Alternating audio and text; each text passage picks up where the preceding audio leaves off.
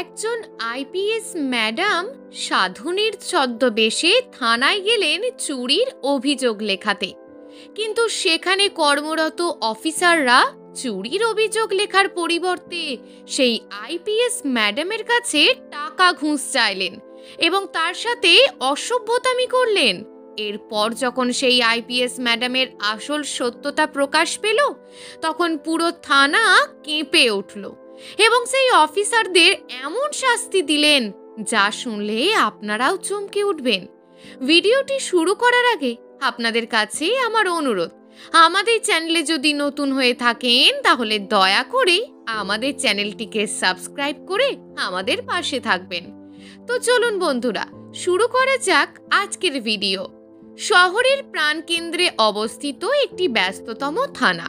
বাইরে থেকে দেখলে একটি আইন শৃঙ্খলা ন্যায় বিচারের এক মূর্ত প্রতীক, কিন্তু এর চার দেওয়ালের ভিতরে দীর্ঘকাল ধরে বাসা বেঁধেছিল এক অন্ধকার সাম্রাজ্য। বিগত 5 বছর ধরে এই থানার ইন্সপেক্টর ইনচার্জ ছিলেন রুদ্রপ্রতাপ চ্যাটার্জি। রুদ্রপ্রতাপ ও তার দলবল এই সদর থানাকে দুর্নীতির একটি আখড়ায় পরিণত করেছিলেন। সাধারণ মানুষের মধ্যে একটি আতঙ্ক কাজ করত। যদি কোনো ব্যক্তি থানায় যান তবে তিনি হয়রানি বা অপমানের শিকার হবেনই। অভিযোগ ছিল রুদ্রপ্রতাপের অধীনে কোনো কেস ফাইলিং টাকা ছাড়া সম্ভব ছিল না। শুধু ঘুষই নয়, অভিযোগ ছিল আরও গুরুতর। থানার অনেক অফিসার স্থানীয় মাদক চক্র, বেআইনি জমি দখল, এমনকি নারী পাচারের মতন গুরুতর অপরাধের সাথেও সরাসরি যুক্ত ছিল। তারা অপরাধীদের কাছ থেকে মোটা অঙ্কের টাকা নিত এবং বিনিময়ে নির্দোষ ব্যক্তিকে ফাঁসাতো বা অভিযোগকে দুর্বল করে দিত। এই থানার কাছে অসহায় ও দুর্বল মানুষের কোনো ঠাঁই ছিল না। একজন গরিব মানুষ যদি অভিযোগ জানাতে আসতো তবে তাকে হয়তো এই বলে তাড়িয়ে দেওয়া হতো যে মামলার খরচ দিতে পারবে না, কেন অযথা সময় নষ্ট করছো। দিনের পর দিন এই থানায় অত্যাচার, অন্যায় এবং অবিচার চললেও রুদ্রপ্রতাপের প্রভাব এবং কৌশলের কাছে সমস্ত অভিযোগ যেন ধূলিসাৎ হয়ে যেত। ডিপার্টমেন্টের উঁচুতলা থেকে এই থানার বিরুদ্ধে তদন্তের চেষ্টা আগেও করা হয়েছে, কিন্তু রুদ্রপ্রতাপ এতটাই ধূর্ত ছিলেন যে তদন্তকারী দল পৌঁছানোর আগেই সমস্ত প্রমাণ মুছে ফেলতেন বা এমনভাবে সাজিয়ে দিতেন যাতে তারা নিজেদের নির্দোষ প্রমাণ করতে পারত। তিনি স্থানীয় রাজনৈতিক ও উচ্চপদস্থ মানুষদের সাথে সুসম্পর্ক গড়ে তুলেছিলেন, যার ফলে তার বিরুদ্ধে কোনো অভিযোগ নিয়ে আসা বা তাকে বদলি করে দেওয়া এক প্রকার অসম্ভব হয়ে উঠেছিল।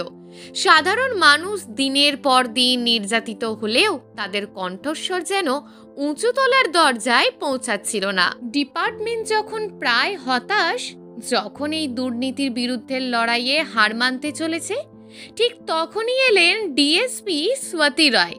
স্বাতী রায় ছিলেন তার ব্যাচের সবচেয়ে উজ্জ্বল নক্ষত্রদের একজন। তার কর্মজীবনে তিনি কখনোই কোনো প্রলোভন বা চাপের কাছে মাথা নত করেননি। সততা, অনমনীয় সাহস এবং তীক্ষ্ণ বুদ্ধিমত্তা তাকে দেশের সেরা তদন্তকারী অফিসারদের মধ্যে একটি সম্মানজনক স্থানে বসিয়েছিলেন। বিশেষ করে জটিল ও প্রভাবশালী ব্যক্তিদের জড়িত এমন মামলাগুলোতে তার সাফল্যের হার ছিল চোখে পড়ার মতো। পুলিশের উঁচুতলায় এই বিষয়ে একটি অত্যন্ত গোপন মিটিং ডাকা হলো। সেই মিটিংয়ে রাজ্য পুলিশের প্রধান স্বরাষ্ট্রমন্ত্রী ও স্বাতী রায়ের মেন্টর এডিজি সমরেশ সেন উপস্থিত ছিলেন। এডিজি সেন ফাইলটি স্বাতী রায়ের দিকে এগিয়ে দিয়ে গম্ভীর কণ্ঠে বলেন, স্বাতী, তুমি জানো এই ফাইলটা কেন তোমার হাতে দেওয়া হলো? এটা শুধু একটি থানার দুর্নীতির কেস নয়, এটা আমাদের ইউনিফর্মের ওপর একটা গভীর ক্ষত। রুদ্রপ্রতাপের নেটওয়ার্ক এতটাই বিস্তৃত যে আমরা সরাসরি কিছুই করতে পারছি না। একবার লোকাল অ্যাডমিনিস্ট্রেশনকে জানানোর মানে মুহূর্তের মধ্যে সমস্ত তথ্য ফাঁস হয়ে যাওয়া। স্বাতী রায় ফাইলটি হাতে নিলেন। তার চোখে ছিল দৃঢ় প্রত্যয়। তিনি বললেন, স্যার, আমি এই চ্যালেঞ্জ নিতে প্রস্তুত, কিন্তু এর জন্য দরকার সম্পূর্ণ গোপনীয়তা এবং সরাসরি মাঠে নামার স্বাধীনতা। গতানুগতিক তদন্তে কাজ হবে না, প্রমাণ সহ তাদেরকে হাতে নাতে ধরতে হবে। এডিজি সমরেশ সেন একটি নিঃশ্বাস ফেলে বললেন, আমরা তোমাকে সেই স্বাধীনতা দেব। তোমার বদলিও এই শহরেই করা হবে, কিন্তু তোমার নতুন পোস্ট সম্পর্কে কোনো উচ্চপদস্থ অফিসারও জানতে পারবে না। তোমার দায়িত্ব হবে গোপনে এই থানার ভিতরের ছবিটা ক্যামেরাবন্দি করা এবং রুদ্রপ্রতাপের সমস্ত অপকর্মের তালিকা তৈরি করা। স্বতী রায় তখন তার পরিকল্পনার কথা প্রথম জানালেন। স্যার, এই থানার দুর্বলতম দিক হলো তাদের অহংকার এবং অসহায়দের প্রতি অবজ্ঞা। তারা ধরেই নেয় যে একজন গরিব মানুষ তাদের কোনো ক্ষতি করতে পারবে না। আর আমি সেই অসহায়ত্বের সুযোগ নেব। আমি সরাসরি থানায় যাব, তবে আমার ইউনিফর্মে নয়। আমার কাছে তথ্য আছে সেখানকার অফিসাররা সমাজের অবহেলিত লাঞ্ছিত মানুষদের প্রতি অত্যন্ত অভদ্র ব্যবহার করে এবং তাদেরকে সামান্যতম গুরুত্বও দেয় না। এডিজি সেন অবাক হয়ে বললেন, ছদ্মবেশ? কিন্তু স্বতী, এটা অত্যন্ত ঝুঁকিপূর্ণ। যদি ধরা পড়ো? স্বতী রায় শান্ত কিন্তু আত্মবিশ্বাসী স্বরে বললেন, স্যার, যদি ধরা পড়ি তাহলে প্রমাণ হবে যে আমি যা সন্দেহ করছি সেটাই সত্য, কিন্তু আমি সেই ঝুঁকিটা নেব। আমি একজন সাধুনী সেজে থানায় যাব আমার একটি অত্যন্ত মূল্যবান ধর্মীয় বস্তুর চুরির অভিযোগ নিয়ে। দেখব তারা একজন অসহায় সাধুর সাথে কেমন আচরণ করে এবং বিচারের জন্য কত টাকা দাবি করে। এডিজি সেন কিছুক্ষণ চুপ করে রইলেন। তিনি জানতেন স্বতী রায়ের এই ধরনের চরম পদক্ষেপ নেয়ার সাহস আছে। অবশেষে তিনি সম্মতি দিলেন। ঠিক আছে স্বতী, আমরা তোমাকে সমস্ত সহযোগিতা করব। তোমার পাশে থাকবে শুধু তোমার নিজস্ব দল, যারা সম্পূর্ণ বিশ্বস্ত। পরিকল্পনা চূড়ান্ত হওয়ার পর স্বতী রায় তার দল নিয়ে কাজ শুরু করলেন। তার টিমে ছিলেন মাত্র 3 জন অত্যন্ত বিশ্বস্ত অফিসার, টেকনিক্যাল বিশেষজ্ঞ অরুণিমা বিশ্বাস, যিনি সমস্ত গোপন সরঞ্জাম সরবরাহ ও পরিচালনার দায়িত্বে ছিলেন, এবং 2 জন স্পেশাল কনস্টেবল রাজীব ও সুদীপ্ত, যারা স্বতী ম্যাডামের আশেপাশে অদেখা ছায়ার মতন কাজ করবেন। প্রথম কাজ ছিল স্বতী ম্যাডামের ছদ্মবেশ তৈরি করা।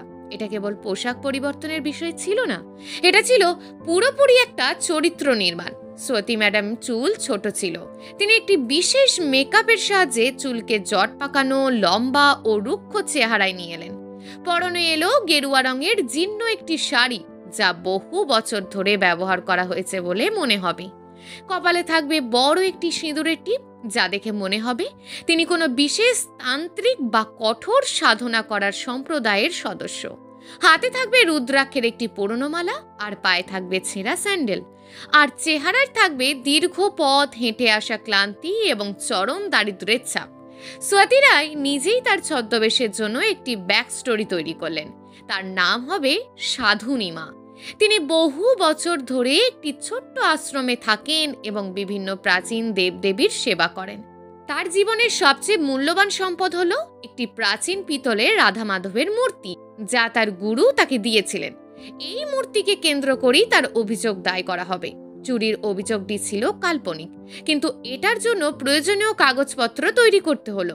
অরুণিমার বিশ্বাস দ্রুততার সাথে একটি নকল জিডি কপি, মূর্তির একটি পুরনো ঝাপসা ছবি এবং তার নকল আইডি তৈরি করে দিলেন। এই সমস্ত ডকুমেন্টস এমনভাবে তৈরি করা হলো যাতে পুলিশ অফিসাররা চাইলেও সহজে এটিকে জাল প্রমাণ করতে না পারে। অরুণিমা একটি বিশেষ হাই ডেফিনেশন পিনহোল ক্যামেরা তৈরি করলেন, যা স্বতী ম্যাডামের গলায় রুদ্রাক্ষের মালার ভিতরে সূক্ষ্মভাবে বসানো হলো। এটি এমনভাবে সেট করা হলো যাতে এটি সরাসরি থানার রিসেপশন ডেস্ক এবং ইন্সপেক্টরের ডেস্কের দিকে তাকিয়ে থাকে, এবং একটি অত্যন্ত সংবেদনশীল মাইক্রোফোন তার জীর্ণ শাড়ির ভিতরে সেলাই করে দেয়া হলো, যা সামান্য ফিসফিসে স্পষ্ট রেকর্ড হতে পারে। অরুণিমা একটি সেফ হাউস থেকে কাজ করবেন। স্বতী ম্যাডামের কাছে একটি গোপন ট্রান্সমিটার থাকবে, যা প্রতিটি কথোপকথন এবং চিত্র লাইভ অরুণিমার সিস্টেমে পাঠানো হবে। এর অর্থ হলো, যদি স্বতী ম্যাডামের সাথে কোনো খারাপ ঘটনা ঘটে বা পুলিশ তার থেকে প্রমাণ ছিনিয়ে নিতে চায়, তবে তার আগেই প্রমাণগুলো সুরক্ষিত থাকবে।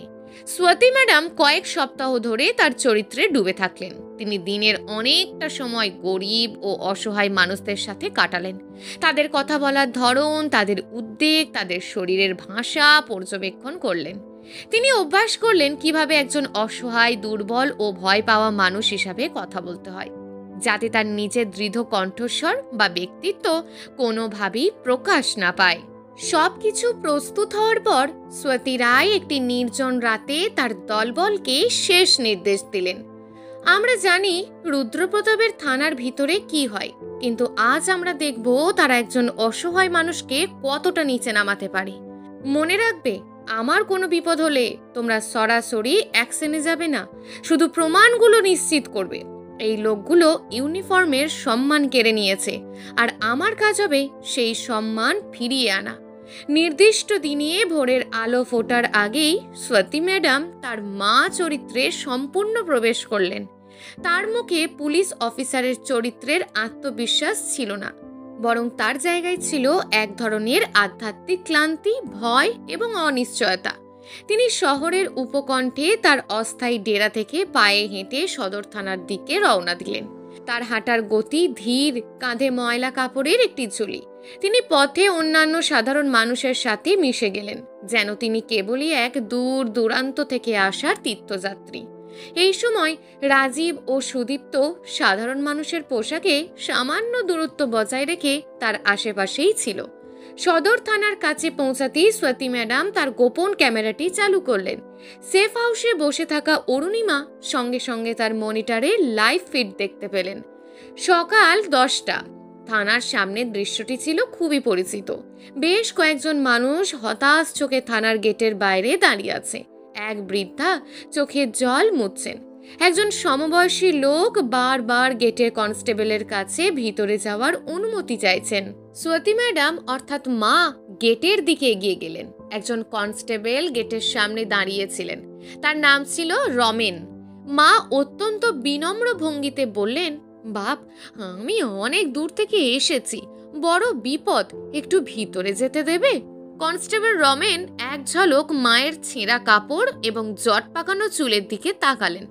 তার চোখে ছিল চরম অবজ্ঞা। রমেন কর্কশ কণ্ঠে বললেন, কি দরকার? ভিক্ষা চাইতে এসেছো নাকি? এটা থানা, মন্দির নয়, যাও অন্য কোথায় যাও।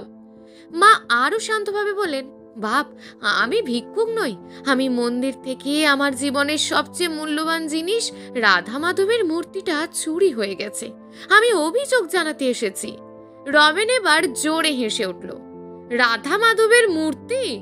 তোমার মতন ফকিরনির মূর্তির জন্য কেস লিখবে ইন্সপেক্টর সাহেব? যাও যাও, আগে স্নান করে এসো। আর শোনো, এখানে জিডি করতে হলে পকেটে কিছু দক্ষিণা নিয়ে আসতে হয়। তোমার সেই দক্ষিণা আছে? না থাকলে এখান থেকেই ফিরে যাও।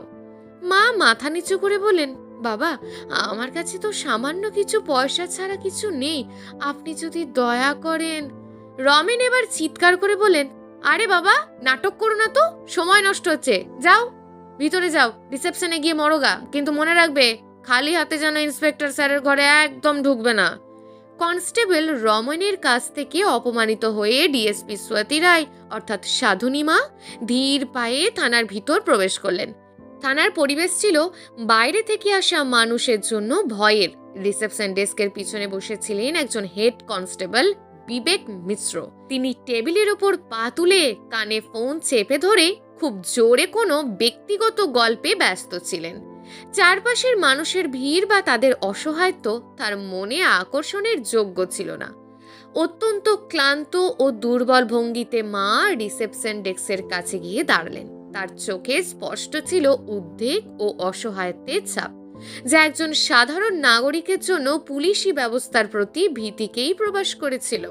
কিছুক্ষণ দাঁড়িয়ে থাকার পর যখন বিবেক মিশ্র ফোনের কথা শেষ করলেন না, তখন মা নিচু স্বরে ডাকলেন, বাপ, একটু কথা বলবে?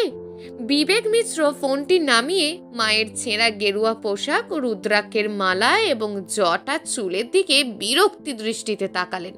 তিনি রুক্ষভাবে বললেন, কি চাই?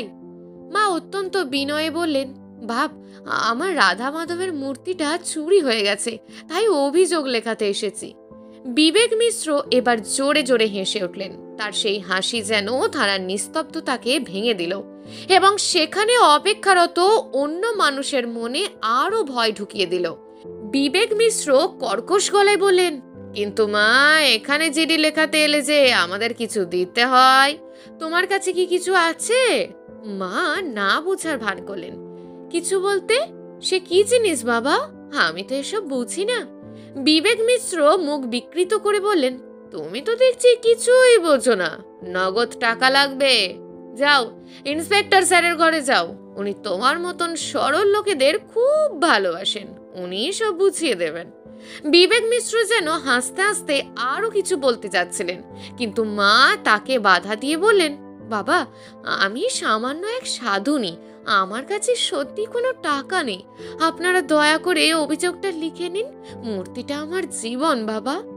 বিবেক মিশ্র বিরক্তি নিয়ে টেবিলের দিকে ইঙ্গিত করলেন, যাও ইন্সপেক্টর স্যারের কাছে যাও। স্বাতী রায় তার ভিতরের সমস্ত রাগ আর বিরক্তিকে চেপে রাখলেন।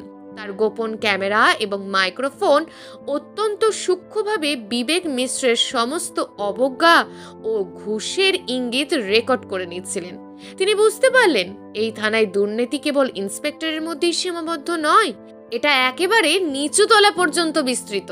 মা এরপর ধীরে ধীরে ইন্সপেক্টর ইনচার্জ রুদ্রপ্রতাপ চ্যাটার্জির অফিস রুমের দিকে গেলেন। মা দরজার কাছে গিয়ে অত্যন্ত নরম ও কাঁপা কণ্ঠে বললেন, বাপ, ভিতরে আসতে পারি? ভিতরে রুদ্রপ্রতাপ তার চেয়ারে হেলান দিয়ে বসেছিলেন। তার চেহারায় ছিল অহংকার ও ক্ষমতার স্পষ্ট ছাপ। তার গলায় একটি ভারী সোনার চেন ঝলমল করছিল। রুদ্রপ্রতাপ বিরক্ত হয়ে চোখ তুলে তাকালেন। মায়ের চেহারা দেখে তার কপালে ভাঁজ পড়ল। কে আপনি? এখানে কি কাজ? সাধুনী মা ভিতরে প্রবেশ না করে দরজার কাছ থেকে বলতে শুরু করলেন, বাবা, আমি একটি অভিযোগ নিয়ে এসেছি। আমার রাধা মাধবের পিতলের মূর্তিটি চুরি হয়ে গেছে। বহু প্রাচীন মূর্তি, এটা আমার জীবনের সাধনা। আপনারা দয়া করে খুঁজে দিন। রুদ্রপ্রতাপ একটি অবজ্ঞাসূচক হাসি দিলেন। রাধা মাধবের মূর্তি? ভালো, তা তোমার এই মূর্তির দাম কত? 200 টাকা? মা বলেন, বাবা, এর দাম টাকায় মাপা যায় না। এটা আমার গুরুজির আশীর্বাদ। তবুও পিতলের ওজন হয়তো বেশ কিছুটা হবে। রুদ্রপ্রতাপ এবার পা নামিয়ে টেবিলে হাত রাখলেন। তার স্বরে কিছুটা ঔদ্ধত্য বেড়ে গেল। দেখো মা, আমরা পুলিশ, আমাদের হাতে অনেক কাজ, বড় বড় কেস। তোমার এই ছোটখাটো চুরির জন্য আমাদের সময় নেই। যদি তুমি চাও তোমার অভিযোগ আমরা লিখি, তদন্ত করি, কিন্তু তার জন্য কিছু খরচপাতি তো লাগে। মা যেন খুবই সরলভাবে প্রশ্ন করলেন, খরচাপাতি? সে আবার কি বাবা? আমি তো শুনেছি পুলিশ গরিব মানুষদের পাশে থাকে, বিনা পয়সায় সাহায্য করে। রুদ্রপ্রতাপ চোখ পাকিয়ে মায়ের দিকে তাকালেন, অত্যন্ত সরল। শোনো সাধুনী মা, ওসব বইয়ের কথা বাদ দাও। আমি তোমার কেসটা গুরুত্ব দেব। তার জন্য এখনই কমপক্ষে 5,000 টাকা জমা দিতে হবে। অর্ধেক অগ্রিম আর বাকিটা কাজ শেষে। 5,000 টাকা? মা অবাক হয়ে বললেন। তিনি চোখ ছলছল করে বললেন, বাবা, এত টাকা আমি তো কখনো চোখেও দেখিনি। আমার কাছে এত টাকা নেই বাবা, আমি কিভাবে দেব তোমাকে? রুদ্রপ্রতাপ তখন ঠোঁট উল্টে বললেন, তাহলে এখান থেকে চুপচাপ চলে যাও। অযথা আমার মূল্যবান সময় নষ্ট করো না। তোমার মতন হাজারো লোক রোজ আসে। যাও, অন্য কাউকে জিজ্ঞেস করো। আর যদি এখানে আবার আসো, তাহলে কিন্তু মিথ্যে অভিযোগে জেলে পুরে দেব। তখন বুঝবে পুলিশকে বিরক্ত করার ফল কি হয়। এই চূড়ান্ত অবজ্ঞা এবং ক্ষমতার অপব্যবহারের দৃশ্য এবং সংলাপ সবটাই অরুণিমার কাছে লাইফ যাচ্ছিল। স্বাতী রায় তার চোখে জল এনে অসহায় ভঙ্গিতে মাথা নিচু করলেন। ঠিক আছে বাবা, আমি চললাম। মা দরজা পর্যন্ত গেলেন। রুদ্রপ্রতাপ আবার ফোনে ব্যস্ত হলেন, কিন্তু স্বাতী রায় যেতে যেতে ঘুরে দাঁড়ালেন। তার চোখের ছলছল ভাব নিমেষেই উধাও হলো। তার চেহারায় ফুটল এক কঠিন প্রখর ব্যক্তিত্বের আগুন। হঠাৎ করেই তিনি তার জটা চুল সরিয়ে দিলেন এবং শাড়ির ভিতরে কৌশলে লোকানো একটি ছোট রিমোট কন্ট্রোল প্রেস করলেন। রুদ্রপ্রতাপ অবাক হয়ে তার দিকে তাকালেন। স্বাতী রায় তার জীর্ণ গেরুয়া শাড়ির ভিতরের সেলাই থেকে তার ডিএসপি র্যাঙ্কের পরিচয়পত্রটি টেনে বের করলেন। সেই মুহূর্তে তার কণ্ঠে কোনো আরতি বা বিনয় ছিল না, ছিল কেবল আইনের শাসন এবং ক্ষমতার জোর। তিনি তার কণ্ঠে সর্বোচ্চ কৃতিত্ব নিয়ে বললেন, আপনার খেলা শেষ ইন্সপেক্টর রুদ্রপ্রতাপ চ্যাটার্জি। আপনি সম্পূর্ণভাবে ধরা পড়ে গেছেন। রুদ্রপ্রতাপের হাত থেকে চায়ের কাপটা পড়ে গেল। তার মুখটা ফ্যাকাশে হয়ে গেল। আমি ডিএসপি স্বাতী রায়। আমি এই থানায় দুর্নীতি তদন্ত করতে গোপনে ছদ্মবেশে এসেছিলাম। আর আমি যা দেখেছি তা এই ইউনিফর্মের প্রতি চরম বিশ্বাসঘাতকতা। আপনি একজন অসহায় মানুষের কাছ থেকে বিচার দেওয়ার নামে 5,000 টাকা ঘুষ চেয়েছেন। স্বাতী রায় এবার তার মোবাইল ফোন বের করলেন যা একটি বিশেষ টেকনিক্যাল ডিভাইসের সঙ্গে যুক্ত ছিল। তিনি রুদ্রপ্রতাপকে দেখালেন এইমাত্র আমাদের সমস্ত কথোপকথন, কনস্টেবল রমেন এবং বিবেক মিশ্রের অবজ্ঞাপূর্ণ মন্তব্য এবং আপনার ঘুষ চাওয়ার দৃশ্য লাইভ অডিও ও ভিডিও রেকর্ডিং সহ ডিপার্টমেন্টের প্রধান সার্ভারে আপলোড হয়ে গেছে। আপনার প্রতিটি শব্দ এখন প্রমাণ। আপনার দম্ভ, অহংকার এবং দুর্নীতি এখন দেশের কাছে স্পষ্ট। রুদ্রপ্রতাপের শরীর কাঁপতে শুরু করলো। সে চেয়ার ছেড়ে উঠে দাঁড়ালো এবং কাঁপা কাঁপা কণ্ঠে বলল, ম্যাডাম, আমি চিনতে পারিনি আপনাকে। আপনি কে তা আমি জানতাম না ম্যাডাম। আমার ভুল হয়ে গেছে। আমি ভুল করেছি ম্যাডাম। আমার দুটো ছোট ছোট বাচ্চা আছে। আমার চাকরিটা।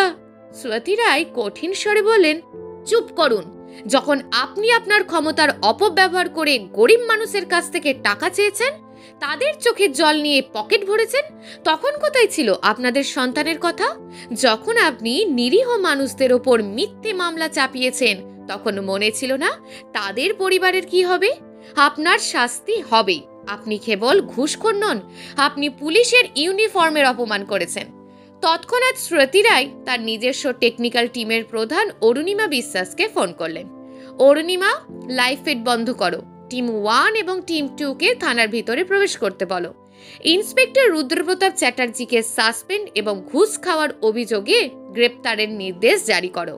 থানার সমস্ত সিসিটিভি ফুটেজ এবং গত 1 মাসের অভিযোগের ফাইলগুলো বাজেয়াপ্ত করো। বিশেষ করে গরিব ও অসহায় মানুষের অভিযোগগুলো খতিয়ে দেখতে হবে। ঘরের ভিতরে এবং থানার আশেপাশে যেন ভূমিকম্প শুরু হয়ে গেল। রুদ্রপ্রতাপের গ্রেপ্তারের খবর ছড়িয়ে পড়তেই বাহিরে অপেক্ষারত সাধারণ মানুষ এবং ডিউটিতে থাকা অন্যান্য অফিসারদের মধ্যে ব্যাপক চাঞ্চল্যের সৃষ্টি হলো। স্বাতী রায়ের টিম দ্রুত ভিতরে প্রবেশ করলো এবং রুদ্রপ্রতাপকে হেফাজতে নিল। কনস্টেবল রমেন এবং হেড কনস্টেবল বিবেক মিশ্র, যারা কিছুক্ষণ আগে সাধুনিমাকে অপমান করেছিলেন, তারা ভয়ে চেয়ার থেকে উঠে গেল। স্বাতী রায় তাদের তাৎক্ষণিক বরখাস্ত করে গ্রেপ্তারের নির্দেশ দিলেন। থানার গেটের বাইরে বহু সাধারণ মানুষ জড়ো হলো। এই নাটকীয়তা কেউ আশা করেনি। এই ঘটনায় স্বাতী রায়ের ভূমিকা দেশ জুড়ে প্রশংসিত হলো। কিছুদিন পর রাজ্য সরকারের পক্ষ থেকে তাকে তার অসাধারণ সাহস, সততা এবং কর্তব্য পরায়ণতার জন্য সর্বোচ্চ পুলিশ পদক দিয়ে সম্মানিত করা হলো। ডিএসপি স্বাতী রায় প্রমাণ করলেন যে পুলিশের পোশাকের ভিতরে যদি সততা, সাহস এবং মানবিকতা থাকে, তবে একজন সাধুনী বা একজন সাধারণ মানুষও দুর্নীতির সবচেয়ে মজবুত সাম্রাজ্যকে ভেঙে দিতে পারে। তিনি একটি কালো অধ্যায় শেষ করে জনগণের জন্য এক নতুন উজ্জ্বল অধ্যায়ের সূচনা করলেন। প্রিয় দর্শক বন্ধুরা, আজকের এই ভিডিওটি আপনাদের কেমন লাগলো তা অবশ্যই নিচের কমেন্ট বক্সে কমেন্ট করে জানাতে ভুলবেন না। ভিডিওটি ভালো লাগলে আমাদের চ্যানেলটিকে সাবস্ক্রাইব করে আমাদের পাশে থাকবেন। দেখা হবে পরবর্তী ভিডিওতে। ততক্ষণ ভালো থাকুন, সুস্থ থাকুন, নিজের পরিবারের খেয়াল রাখুন। ধন্যবাদ।